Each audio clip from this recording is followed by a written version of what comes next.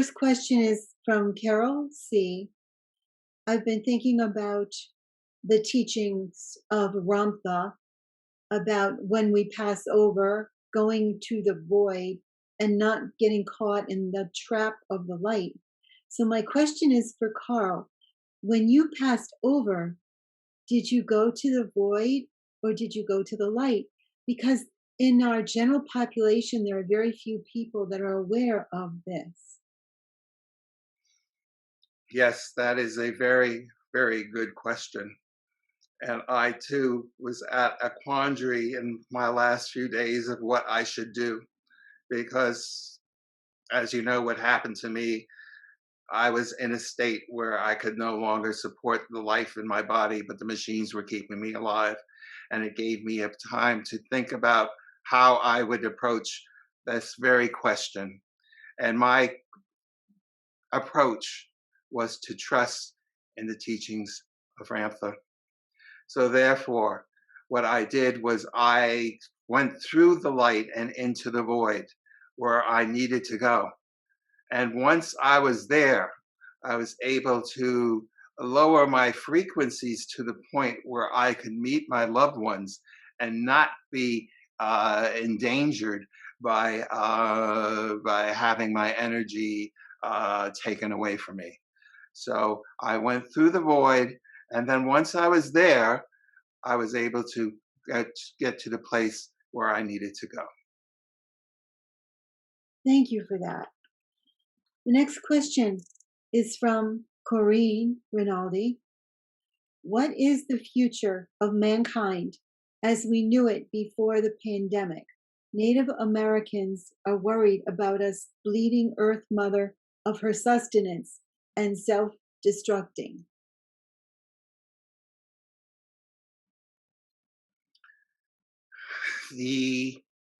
There is no worry of the self-destruction of Earth because the guardians of the planet will not allow that to happen.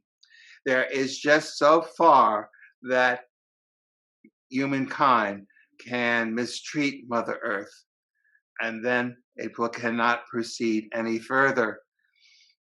It's kind of like depleting energy from a battery. If you take a certain amount of energy, it can be okay because it could be replaced again, it could be charged up again. But if you take it way below to a point of no return, then it can't be. And the earth needs to survive. And there are guardians, there are people who are watching the earth plane.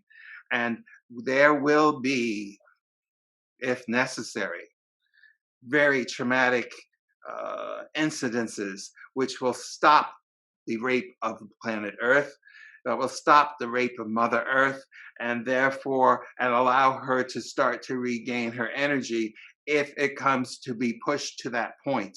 It is the hope of the guardians that mankind will wake up enough to stop what is going on and to be able to not push it to that brink of no return.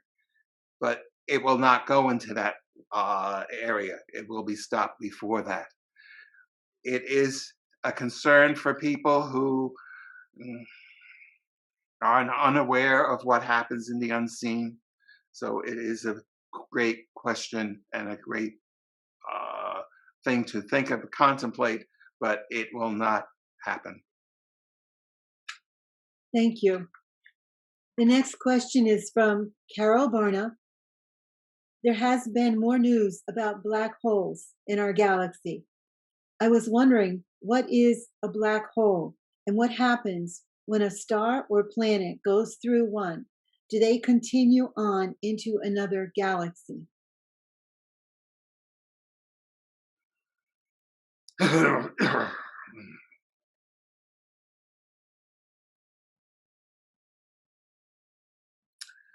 The black holes are very much like your highways.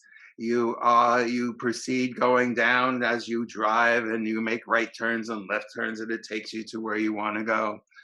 The black holes allows travel between different dimensions and different frequencies. And if one travels through one goes on that special highway between the different frequencies and the different areas that of human, not humankind, of existence, of there is so much in the universe that that humankind is highly ignorant of and unaware of, because most of humankind can only see what they can see right in front of their eyes. They cannot see or think about or even believe that things are happening that is invisible to them, that is happening on frequencies that they cannot handle, that are frequencies that they are unaware of, and therefore, since they are unaware of it, it doesn't exist. It's very simple to them.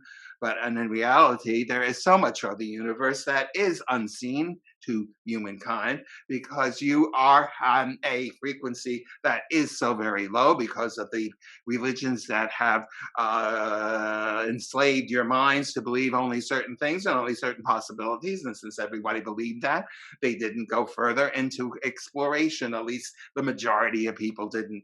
There always have been a few who thought that all that stuff was incorrect, and therefore they pursued other thoughts and other ways of thinking.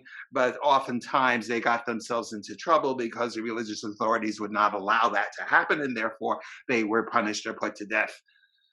It is the black holes that you are talking about interconnect many different aspects of the universe, of many different greater beings, of higher beings, of greater minds who are very aware of what's happening on the planet and are in a state of joyful anticipation because you are going through a change. You have started the change. It will take some time, of what you call time, until the change is complete.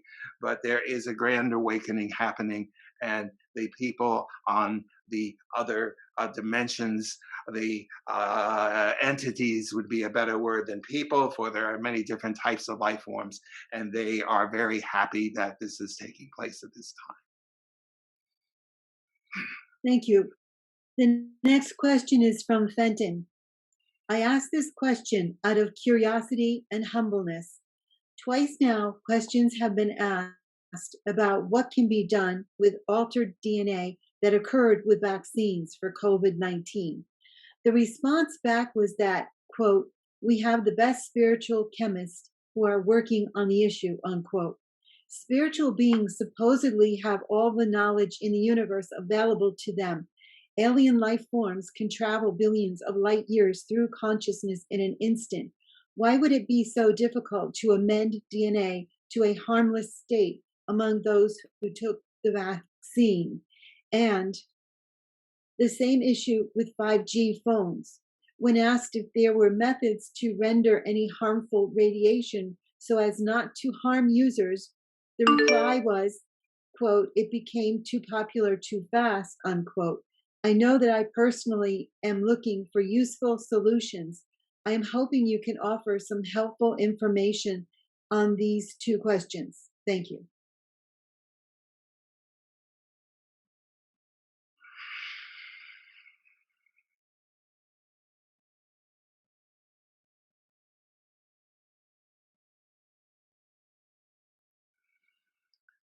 My friend, you must, excuse me, you should realize that while we have knowledge and we can work out the mathematical situations in order to recreate the DNA that needs to be done, it is a process which, of course, is individualized for each person. You cannot give the same remedy to each and every person because everybody does not have the same DNA. So it would have to be very customized. Furthermore, you must realize you should realize that the prime, I'll use the word directive, is that we are not allowed to interfere with people's lives unless they give permission. So for us to come up with a way to change everyone's DNA, unless they agreed to it, we could not proceed with that. Plus, it has us an individual thing. For you yourself, it's a different story because for you, you can give the permission that is needed, and therefore things can happen. What we would suggest for you to do is to go into a meditative state and to grant us the permission to work on your DNA and give us the opportunity to see if we can do that from a spiritual point of view. It would be much, much easier if we could take over a scientist as we are taking over the person who is speaking now. And in that scientist go through and have him in a state of consciousness and have him create through a trance state the antidote, put it in a needle and shoot it in your arm. That would work much easier because it would be happening on a physical level to create to correct, excuse me, a physical problem. Doing it from the spirit side of life, while it can be done, it is a lot more complex and would need your cooperation and your sitting quietly in the power, as the term is used, or sitting in meditation and calling us forth to work on you and calling us forth and giving us the opportunity to do that. That, my friend, is very possible because we are working on a one-to-one situation and you are granting us permission to do it. On a grand scale to everyone, the issue becomes a lot more complex. The same goes for the 5G situation that you're talking about.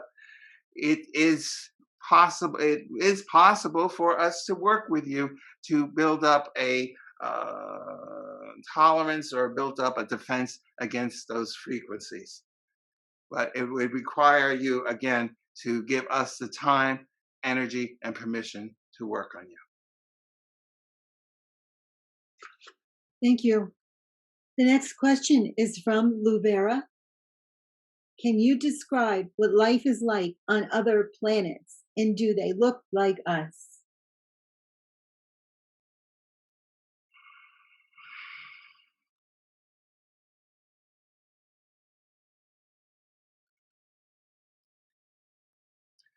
The question that you are asking is not the easiest thing to answer because the human mind has a tendency to understand what it knows, and it's very difficult for it to put together images in their mind to interpret so they understand things that they don't know. The entities that live on other planets often do not look like what you look like on Earth. They have grown up in different environments. They have grown up with different chemicals, with different elements, and it has affected how their organism has come together and how their bodies work and look. So, no, they do not look the same. Most of the planets that you are speaking about are live in a very harmonious, peaceful way. They have they have mastered so many things that the human being has not mastered yet, but is coming to a point where they are about to approach these topics and about to learn how to master them. So it is, most of these planets are living in harmony. They're living in a state of knowledge, a state of cooperation, a state where hate does not exist, where dislike does not exist, where there is empathy for other people, where the gifts of the spirit are happening, where telepathy is a way of communication as opposed to the physical speech that you are dealing with. So it is radically different. There are colors there that you do not see that or have there. It is hard to describe in any detail something that is you don't have the capacity to understand per se. So we cannot go into specific details other than to tell you that the life there is much more harmonious, and that people, entities value each other. They don't act jealously towards each other. They help one another out. It is almost what you would consider a utopia. And Mm. um, it is dimensions and frequencies that, sadly to say, humankind has no way of entering, because they have not worked their situations out. They have not learned how to live without the hate, without the jealousy. They do not have the right to get there yet. But it is our grand hope that within some point in the future, and a not too distant future, that will no longer be the case. Thank you. The next question is from Susan Yu. Considering the unique times we are in, what is your most important message for us? Thank you.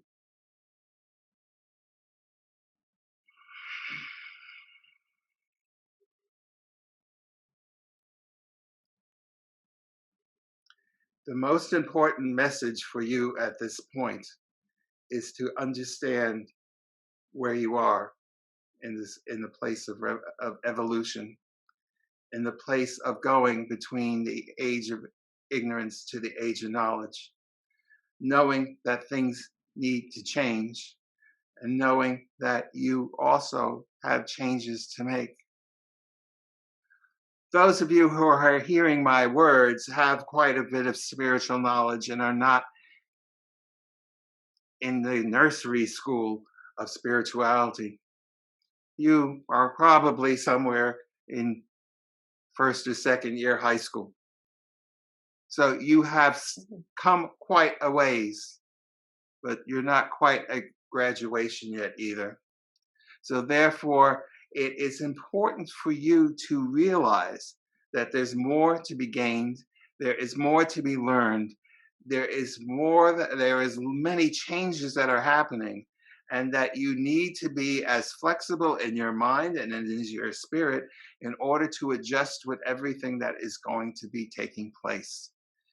It is not a time to dig your heels in and say, I want it this way, because this way is going to not exist eventually. The past that so many people long for cannot go back. You cannot go back to it. You can only go into the future.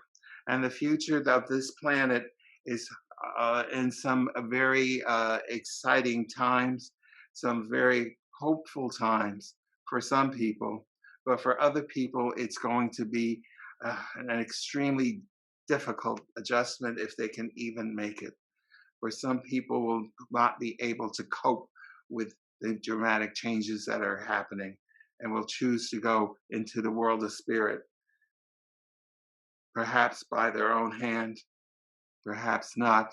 Perhaps it'll just be so overwhelming that their spirit can't take it and they leave. But whatever the case is, there will be some people who will not go into the age of knowledge.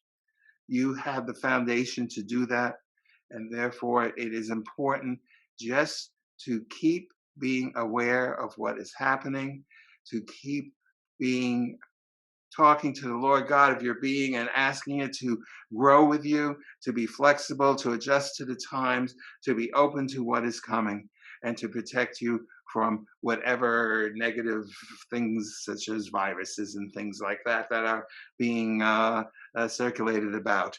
So it is important for you to be in communication with your Holy Spirit, the Spirit that lies within you, to establish that communication and to talk to it and to empower it.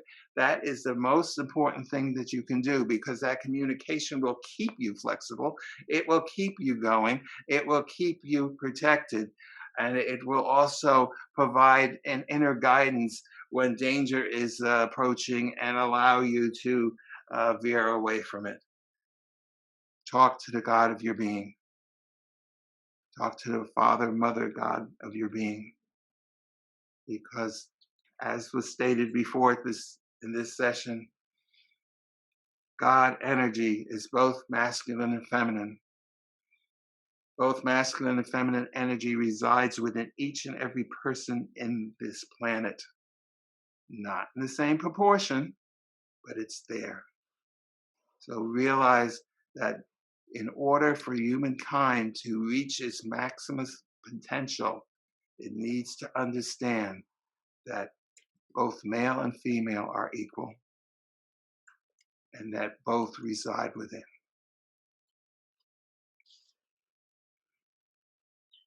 Thank you.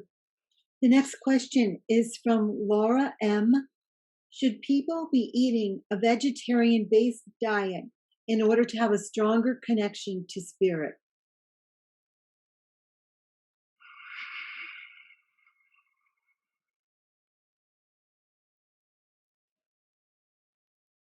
My friend, what you state can be true. For some people, eating a vegetarian diet does allow them to have a stronger connection with this world of spirit. But on the converse, some people can eat meat and have just as strong a connection. A lot of what you are interested in, improving your connection with spirit, comes from within, per se. It comes from your desire. We talked about the power of intent. For some people, their intent can be super strong, and their intent to connect with spirit will be strong. And will it be affected by what they eat? The answer technically is yes. Will it be affected greatly by how they eat? No, just a little bit. So it is your intent that is the stronger point of connecting with spirit. Why do you want to connect with spirit? What do you want to do? Do you want answers to the universe? Do you want to help your fellow mankind? A lot of your intent has to plays into how strongly you will connect. So it's a difficult question to answer because again the variables are very strong here. But we would suggest that you examine your intent, and if you can ramp that up some, that would enhance your connection to spirit. And then once you do that, you may experiment about removing meat from your diet and see if it makes a big change or not. It may not, it may. That would be our suggestion. Not to concentrate on the food, but to concentrate on your intent. Thank you. And the next question is from Ed Del Rio. Lead me to what service for humankind? Please repeat that. Lead me to what service for humankind? I believe he's asking how he can serve humankind.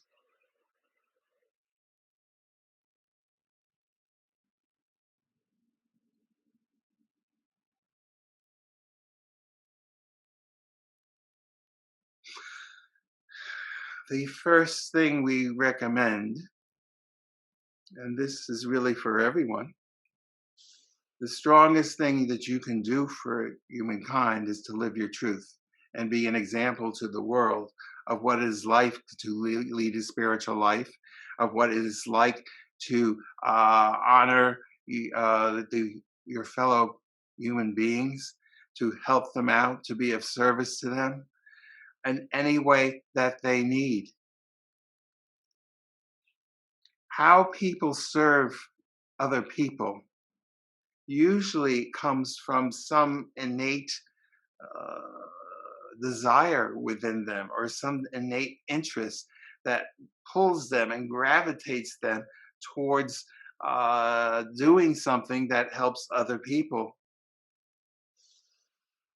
The first thing I would recommend for this individual is to spend some time in the meditative state, spend some time inviting spirit in and asking them to inspire them and what to do if they are at a total loss.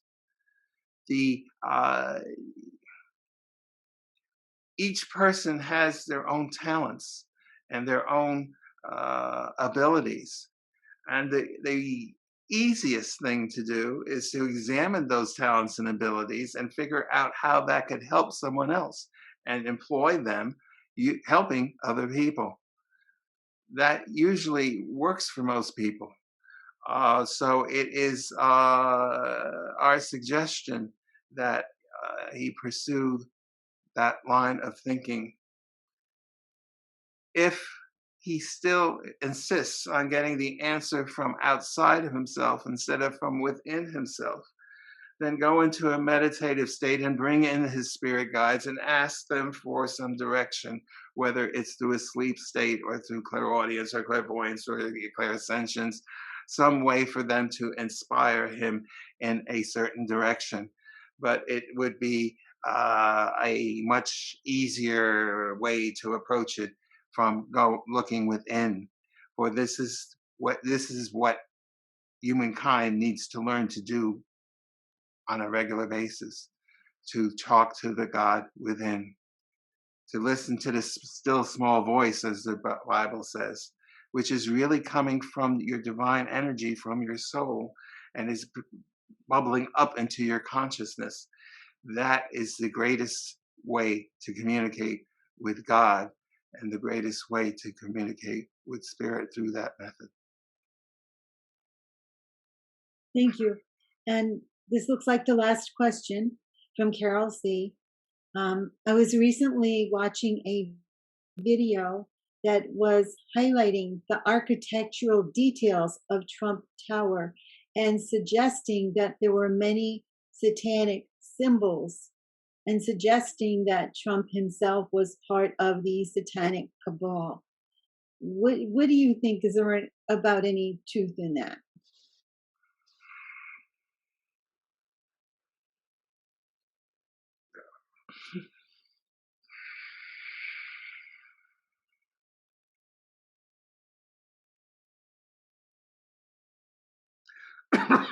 My friend, there is much going on both political sides, claiming the other one is in league with evil entities, with evil beings.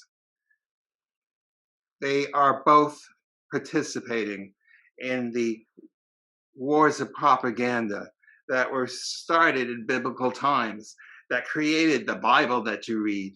It is Everything is in this thing, this tug of war between good and evil.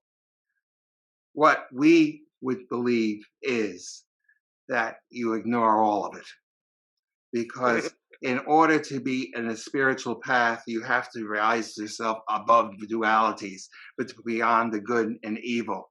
Yes, it exists, but that doesn't mean you need to wrap it around and incorporate it in your energy.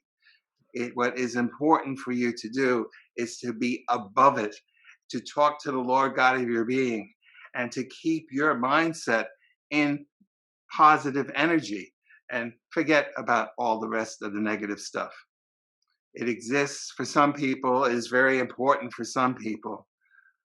For hopefully for the people who are in this audience, that is not an attraction. So it is better just to ignore that whole situation and work on bringing spiritual truths into the plane and not worry about the good and the bad. For it is a complex issue. There is much evidence that the people who think that they talk about that evil being really was a positive being that the religious people didn't like, and they cast them in a negative light. There is evidence to support that. Does that mean that evil doesn't exist? No, it does exist. And the people who keep that individual in their mindset are feeding it energy. And therefore, you should not be one to feed energy to that particular mindset either. So just say it's there. Yes, it's there. Is it important to you one way or the other whether it's there? Hopefully not.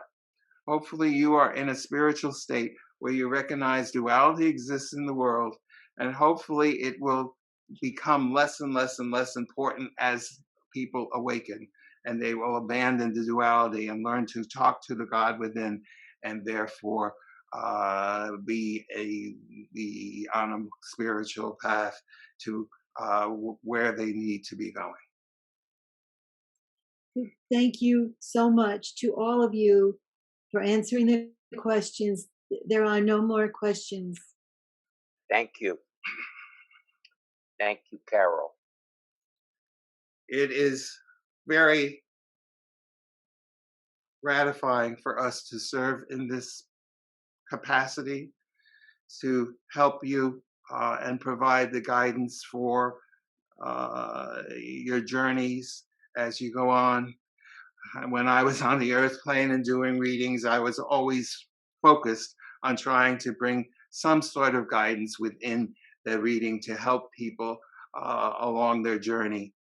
And as days are getting difficult and times are getting challenging, it is very satisfying and gratifying, and to be able to provide this information that you are seeking. And it's helpful for us because it's not something that we are coming up with topics and just dishing out information to you. The fact that you are seeking out the questions, you are providing the questions yourself and seeking out the answers is a great beneficial, energetic part of what is happening today. So again, it is with our thanks that this opportunity exists, that this meeting exists, and that you're able to, and we are able to communicate and provide the information you are seeking. Again, my blessings to all of you as you proceed, and I am always just a thought away here in the world of spirit. My love, my gratitude, and my deepest blessings go to each and every one of you. So be it. So be it.